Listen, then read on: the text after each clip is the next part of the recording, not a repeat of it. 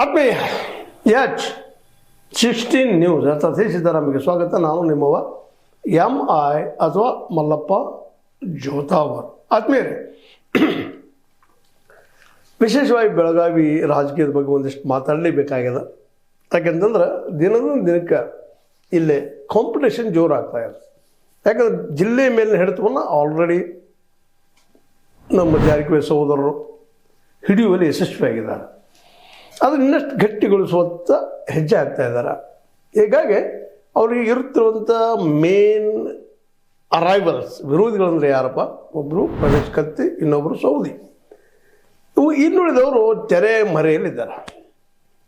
ಆ ತೆರೆ ಮರೆಯಲ್ಲಿದ್ದವರು ಅವರು ಭೀಕರಣ ಇಲ್ಲಂತಲ್ಲ, ಆದರೆ ಅವರು ಓಪನ್ ಆಗಿ ಬರುವಂಥ ಸಾಧ್ಯತೆಗಳು ಭಾಳ ಕಡಿಮೆ ಅನ್ನುವಂಥ ಮಾತುಗಳು. ಮತ್ತು ಅದರಲ್ಲೂ ಸಹಜವಾಗಿ ಇಲ್ಲಿವರೆಗೆ ವಿಶೇಷವಾಗಿ ಜಿಲ್ಲೆಯಾದ್ಯಂತ ಸ್ವಲ್ಪ ಮೇಲ್ವರ್ಣೀಯ ಜನ್ಯ ಜಾತಿಗಳ ಹಿಡಿತ, ಅಂದರೆ ಲಿಂಗಾಯತ ಆಗಿರ್ಬೋದು, ಇನ್ನುಳಿದವ್ರದ್ದಾಗಿರ್ಬೋದು, ಹಿಡಿತಿದ್ದು ಸ್ಪಷ್ಟವಾದಂಥ ವಿಷಯ. ಆದರೆ ಇತ್ತೀಚೆಗೆ ಈ ಅಹಿಂದ ಸ್ಟಾರ್ಟ್ ಆದ್ಮೇಲೆ ಸ್ವತಂತ್ರವಾದ ಮೀಡಿಯಾಗೆ ಬೇಕಾಗಿರುವುದು ಸ್ವತಂತ್ರ ಧ್ವನಿ. ಆ ಸ್ವತಂತ್ರ ಧ್ವನಿ ಉಳಿಸಲು ನೀವು ಮಾಡಬೇಕಾದದ್ದು ಇಷ್ಟೇ. ಅದೇನಪ್ಪಾ ಅಂತಂತಂದ್ರೆ, ನಿಮ್ಮ ಕೈಲಾದಷ್ಟು ಸಹಾಯ ಈ ಚಾನಲ್ಗೆ ಮಾಡಿ ಹಾಗೂ ನಿಮ್ಮ ಧ್ವನಿಯನ್ನು ಕಾಪಾಡಿಕೊಳ್ಳಿ. ಅದರ ನೆಲೆಗಟ್ಟಿನಲ್ಲೇ ಇವತ್ತು ಜಾರಕಿಹೊಳಿ ಸಹೋದರರು ಮತ್ತು ಸಹೋದರರು ಒಕ್ಕೂಟದ ತಮ್ಮ ಸಮುದಾಯಗಳನ್ನು, ಬಿದ್ದ ಸಮುದಾಯಗಳನ್ನು ತಮ್ಮತ್ತ ಸೆಳೆಯುವಲ್ಲೇ ಯಶಸ್ವಿನೂ ಆಗ್ತಾ ಇದ್ದಾರೆ.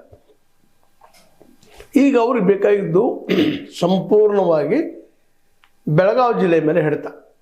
ಅದಕ್ಕಾಗಿ ಅವರು ಹುಕ್ಕೇರಿ ಮತ್ತು ಅಥಣಿ ಇವೆರಡನ್ನೂ ಹೇಗಾದರೂ ಮಾಡಿ ಬಡಿಯಬೇಕು, ನಮ್ಮ ಮಂಡಲದಲ್ಲಿ ತೆಗೆದುಕೊಳ್ಳೇಬೇಕು ಅನ್ನುವಂಥದ್ದು.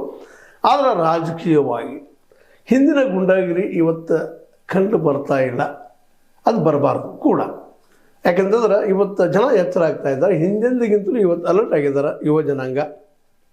ಅದರಲ್ಲೂ ಕಲಿತವರು ಯೋಚನೆ ಮಾಡುವಂಥವ್ರು ಇದ್ದಾರೆ. ಡಿಜಿಟಲ್ ಮೀಡಿಯಾ ಆಗ್ಯದ. ಒಂದು ಸಣ್ಣ ವಿಷಯ ಆದರೂ ದೊಡ್ಡದಾಗಿ ಬೆಳೆಯುವಂಥ ಸಾಧ್ಯತೆಗಳಿದ್ದಾವೆ.